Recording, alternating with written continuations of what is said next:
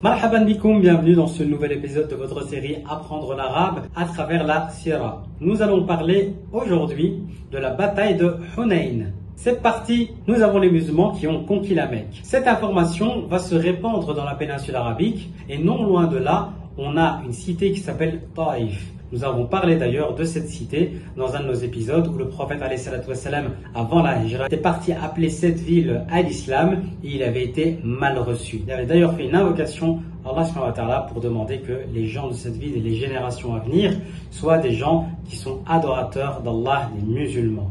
Donc on va avoir plusieurs tribus dans Taïf, les Taqif, et aux alentours, les Hawazim, qui vont se rassembler, faire une énorme armée qui va se battre contre les musulmans. Ils vont réussir à avoir 20 000 hommes. Pourquoi est-ce qu'ils voulaient cela? Parce qu'ils voyaient d'un mauvais œil le fait que les musulmans avaient pris la Mecque. Évidemment, c'était pas pour libérer les Quraysh, c'était juste par fierté. Ils voyaient que l'islam, les musulmans prenaient de l'importance dans la péninsule arabique. Le prophète va avoir vent de cela et va prendre la direction de Hawazim pour pouvoir les affronter. Le contingent musulman est déjà de 10 000 personnes, donc les 10 000 combattants qui sont venus de Médine vers la Mecque, et sera complété par 2 000 personnes, 2 000 combattants de la Mecque qui vont rejoindre les rangs des musulmans. Les musulmans vont avancer jusqu'à une vallée qui s'appelle Hunayn.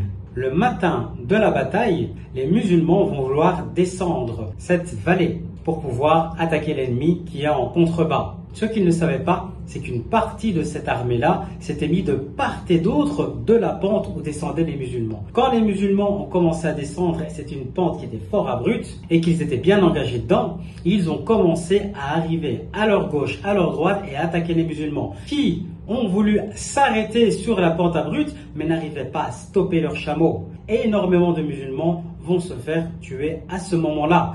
Énormément de musulmans vont prendre la fuite. Le prophète Mohammed sallallahu alayhi wa sallam, dans un acte de bravoure, comme il l'avait déjà fait à Uhud, rappelez-vous, il va crier aux musulmans pour qu'ils se rassemblent autour de lui. C'est encore une fois un acte sur lequel il se rend aussi vulnérable parce que ses ennemis savent où est-ce qu'il se trouve.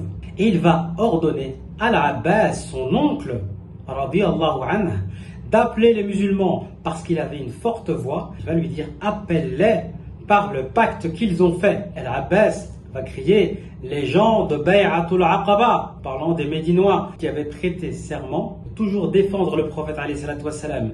Et les gens vont commencer à faire demi-tour pour revenir.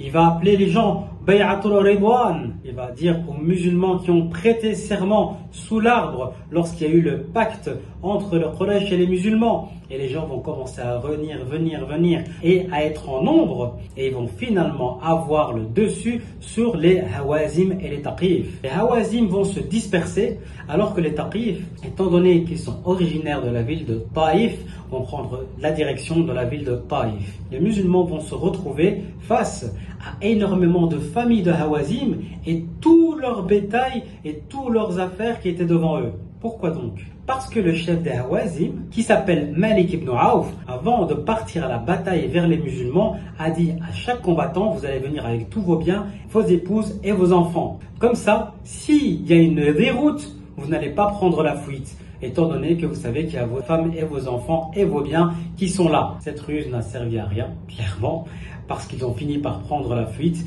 ou à tomber au combat. Les musulmans vont prendre tout le butin, vont prendre les familles et les enfants avec eux et vont les mettre à un endroit, attendant que les gens de Hawazim reviennent convertis à l'islam. C'est ce que le prophète espérait.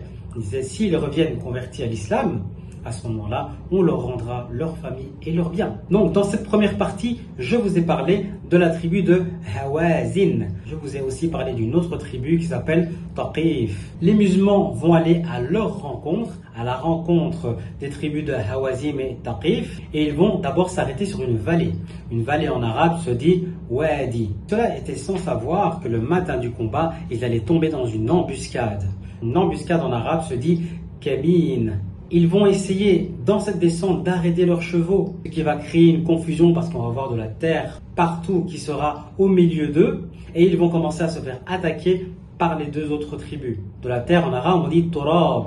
Il y avait dans le camp des musulmans comme un relent de défaite. Une défaite, on dit hazima. Certains d'entre eux ont pris la fuite. Et s'enfuir en arabe, on dit haraba. Donc comme je disais, le prophète alayhi salatu wassalam va faire preuve de courage. Courage en arabe, on dit shaja'a. Il va appeler les musulmans à revenir autour de lui et il va demander à son oncle Al-Abbas de crier pour rappeler les musulmans pour qu'ils reviennent. Crier en arabe se dit sarakha. Finalement, les musulmans vont avoir le dessus et gagner cette guerre. Les musulmans vont prendre les familles et le butin, les emmener dans un endroit. Ils vont attendre que les personnes survivantes parmi les Hawazim reviennent converties à l'islam.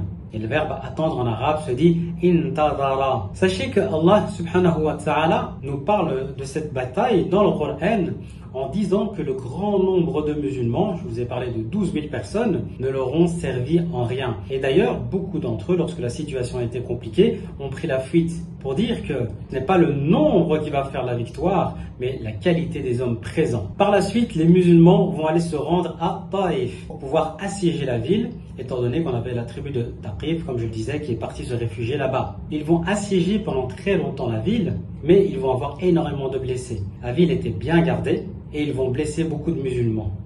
Pour finir, le prophète alayhi salatu wassalam, après avoir demandé plusieurs fois sur plusieurs jours différents aux musulmans est-ce qu'ils voulaient rester dans le siège de Taïf, les compagnons vont finir par accepter de lever le siège et vont repartir. Au bout de ces 40 jours de siège, les compagnons sont retournés à l'endroit où il y avait le butin. Le prophète alayhi salatu wassalam va commencer à partager le butin, mais on va voir arriver qui? Les Hawazim, qui vont se convertir à l'islam.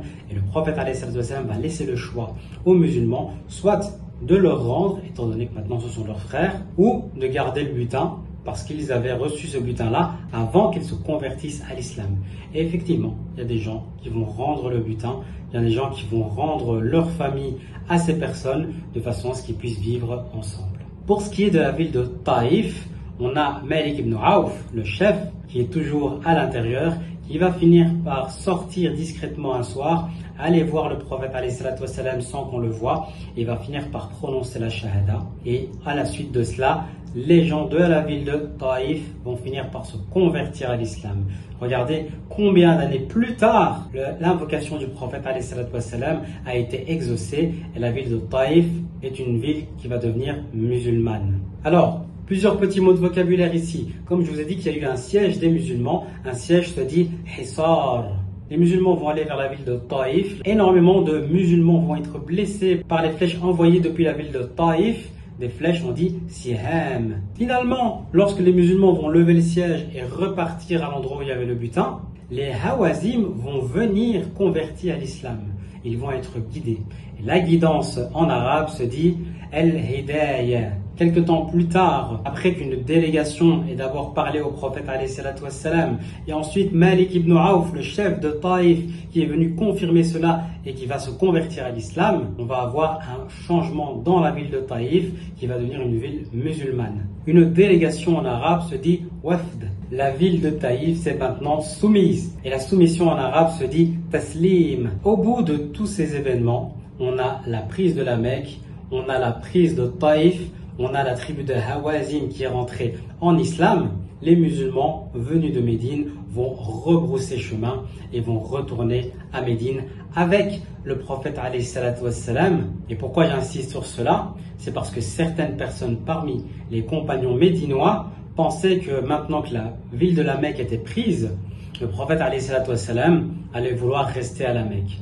Et le prophète alayhi salatu wassalam leur a dit que toutes ces tribus-là vont rentrer avec des biens, du bétail, leur famille, et vous allez rentrer avec le prophète alayhi salatu wassalam, pour leur dire que je serai toujours avec vous et vous serez toujours auprès de moi. Voilà, c'est tout pour aujourd'hui. Demain, nous allons parler de la bataille de Tabouk. Ma'as salama.